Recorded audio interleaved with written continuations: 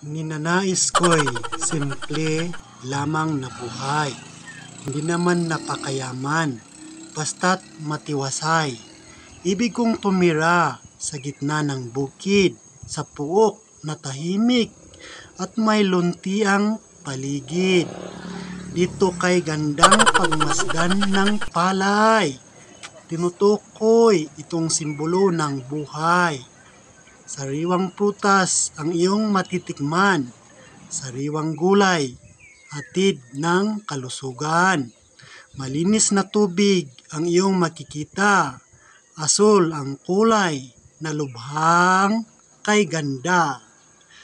Samyo ng hanging sariwa, walang amoy na basura sa paligid.